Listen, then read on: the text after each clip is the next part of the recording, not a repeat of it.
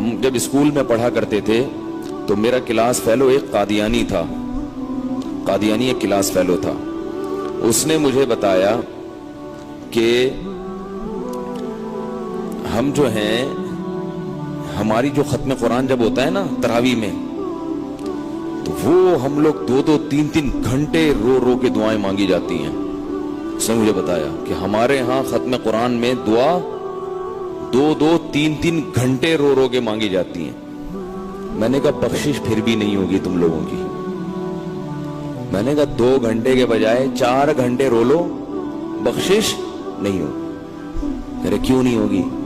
میں نے کہا اس لیے کہ محمد صلی اللہ علیہ وسلم کی نبوت پہ ڈاکہ مارا ہے. کیا کیا ہے؟ نبی. اللہ کہے گا اتنا میرے غم میں رو رہا ہے تو ایک جھوٹے نبی کو نبی کیوں مان لیا؟ ایک جھوٹے نبی کو نبی کیوں مان لیا؟ کہہ رہے کہاں ہیں جھوٹے وہ؟ ٹھیک ہے، اس کے لیے بیٹھ جاتے ہیں، ہم بیٹھنے کے لیے تیار نہیں ہوتے.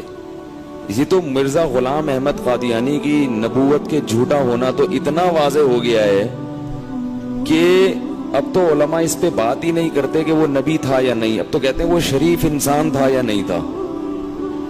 بات اس پہ ہوتی ہے قادیانیوں سے کہ وہ شریف انسان تھا یا نہیں تھا. اور اللہ نے اس کو ایسا رسوا کیا، ایسا ذلیل کیا کہ اس کی اپنی کتابوں میں اس سے ایسی ایسی چیزیں لکھوا دی ہیں کہ قادیانی اس کی کتابیں تبدیل کرتے کرتے تھک گئے ہیں. بولے ہم اپنے پیغمبر کی کس کس مسٹیک کو صحیح کریں، کتنے چھاپے ہیں.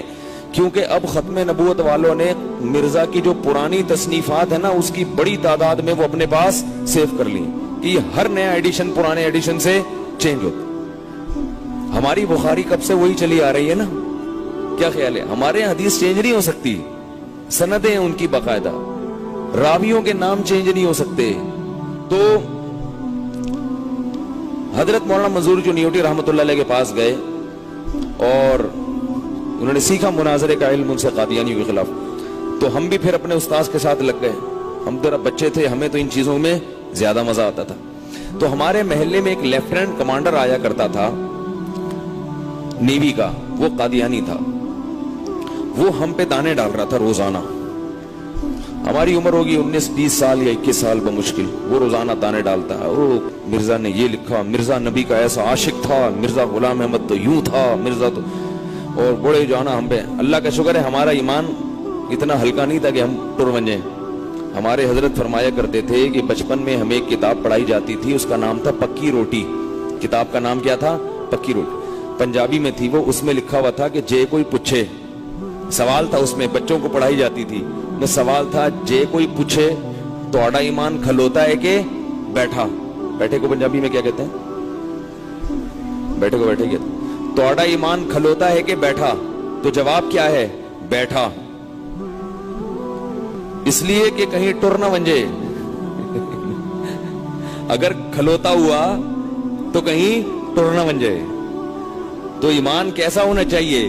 بیٹھا ہوا ہونا چاہیے. کیونکہ بیٹھے ہوئے آدمی کو چلانا مشکل ہے، پہلے اٹھاؤ گے پھر، اور چلے ہوئے آدمی کو دھکا دو گے چل جائے گا. تو حضرت فرماتے تھے کہ بچپن میں ہمیں کتاب پڑھائی جاتی تھی، اس میں لکھا ہوا تھا توڑا ایمان کھلوتا ہے کہ بیٹھا. جے کوئی پوچھے، ہمارے حضرت تھے پنجابی، تو ان سے میں نے 2-3 چند پنجابی کے الفاظ یاد کیے. جے کوئی پوچھے توڑا ایمان کھلوتا ہے کہ بیٹھا. تو اس نو دسیو بیٹھا، کہیں ٹر نہ ونجے، کہیں ٹر نہ ونجے.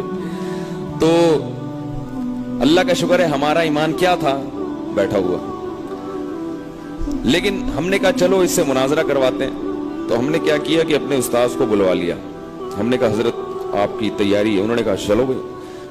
اچھا، اس کو ہمارے استاذ نے کہا کہ اس کو نہیں بتانا کہ میں، وہ تو مفتی تھے ہمارے استاذ، یہ نہیں بتانا کہ مفتی بھی آ رہے ہیں میرے ساتھ، ورنہ یہ کرے گا ہی نہیں.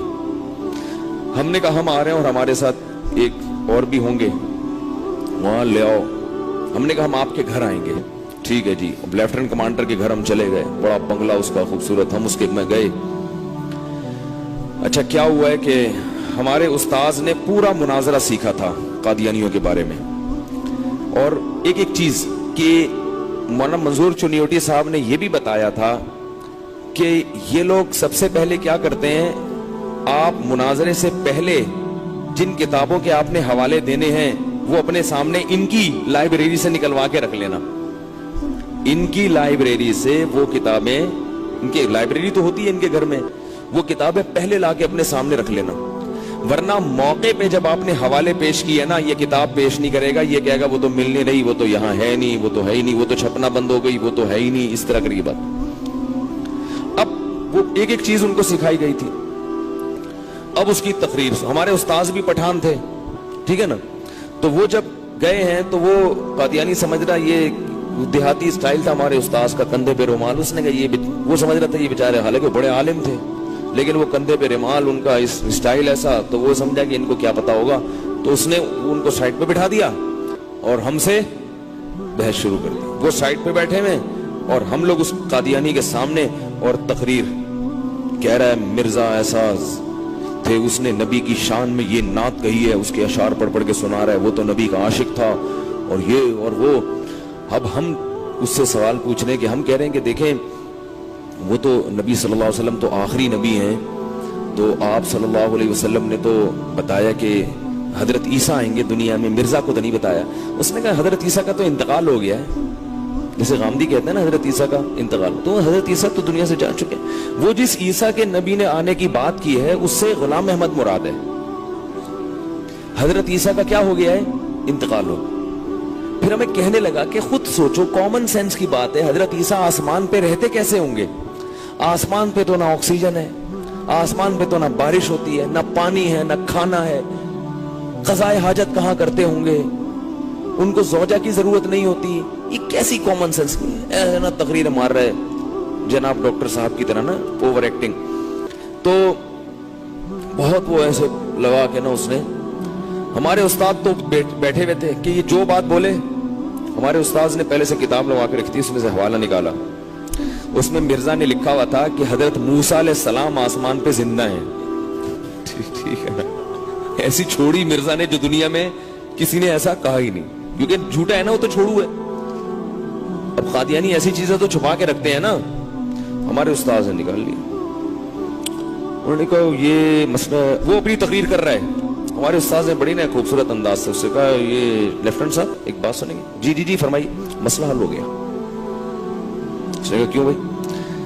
اس نے کہا یہ جو کتاب ہے نا آپ نے خود کہا کہ مرزا کی کتاب ہے یہ, تو اس میں اس نے لکھا ہے کہ حضرت موسیٰ علیہ السلام تیسرے آسمان پہ زندہ ہیں.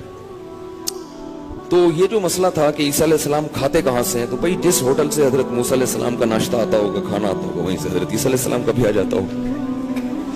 اور جہاں قضائے حاجت کے لیے حضرت موسیٰ علیہ السلام جاتے تھے وہی ہے. اور بھائی اس کے تو ہوائیاں کان سے دھواں نکلنا شروع. اچھا میں بات یہ کر رہا تھا, حضرت عیسیٰ کے موضوع کو چھوڑو, کوئی دوسری بات کرتے ہیں. پھر وہ شروع خود ہی دوسرے موضوع پر آیا, اس میں اس نے کوئی دعویٰ کیا, تو ہم نے ایک دلیل پیش کی, کچھ ہمیں بھی دے کر گئے تھے نا مواد, تو ہم نے دلیل پیش کی کہ بھائی مرزا نے یہ پیش گوئی کی تھی اور قسم اٹھا کے کی تھی, مگر مرزا کی یہ پیش گوئی پوری نہیں ہوئی, آپ کی کتابوں میں لکھا ہی ہے. تو اس نے کہا کہ دیکھیں اصل میں مرزا صاحب نے قسم اٹھا کے یہ پیش گوئی جو کی تھی, تو مرزا کا مطلب یہ نہیں تھا پیش گوئی سے, الفاظ تو ایسے ہی ہیں لیکن اس کی تعویل ہے, اس کا مفہوم کیا تھا وہ یہ نہیں تھا, مفہوم کچھ اور تھا. تو ہم نے کہا قسم اٹھا کے ایک بات وہ کہہ رہا ہے اتنے جزم کے ساتھ کہ فلاں تاریخ میں یہ لازمی ہوگا اور فلاں تاریخ میں یہ کام, پوری دنیا کہہ رہی ہے, آپ بھی کہہ رہے ہو نہیں ہوا, تو اس کا دوسرا مطلب کیا؟ اتنا گھوم پھرا کے دوسرا مطلب نکالا نا اس نے. ہم نے کہا یہ دوسرا مطلب کہاں سے؟ کہہ رہے نہیں اصل میں, ہم نے کہا بھائی قسم اٹھا کے کہہ رہا ہے وہ, تو انہوں نے کہا قسم اٹھا کے بھی بولے بھائی, مقصد اس کا یہ تھا. تو ہمارے استاذ نے کہا اس کی مرزا کی عبارت نکالی کہ مرزا نے لکھا جب کوئی شخص قسم اٹھا کے کوئی بات کہے تو اس بات کا کوئی دوسرا مطلب نہیں لیا جا سکتا, تعویل اس میں نہیں کی جا سکتی, اس کا وہی مفہوم ہوگا جو سمجھ میں آ رہا ہے. اب 5-6 جب اس طرح کے چھکے چوکے ہمارے استاذ نے فوراً لگا دیا نا, یہ دیکھو یہ کیا, اب وہ تو دھواں نکلنا شروع اس کے. تو اچھا وہ پوری ایک ریکارڈ کر رہا ہے مناظرہ, کیونکہ ان کو اس مناظرے کے پیسے ملتے ہیں, یہ لندن جاتے ہیں کیسٹ ان کی, کہ میں نے 6 لڑکوں کو بٹھایا, ویڈیو بن رہی تھی چپکے سے, ہمیں پتا بھی نہیں, ویڈیو نہیں تو کم از کم آڈیو ریکارڈنگ تو ہو ہی رہی تھی. تو اب وہ تو لینے کے دینے پڑ گئے. اب مسئلہ یہ ہوا کہ اس نے بوریا بستر کیا کیا, بول, اس نے کہا ایکچولی کھانے کا ٹائم, ایکچولی یہ بھی ٹائم ہے. میں نے کہا ہاں بیٹا یہی ہے, اس کے بعد وہ دن اور آج کا دن دوبارہ اس نے نہیں چھڑا. کیسے بدبخت ہیں دیکھو یہ, کیسے بدبخت. یہ لوگ چاہتے ہی نہیں ہیں دین پہ.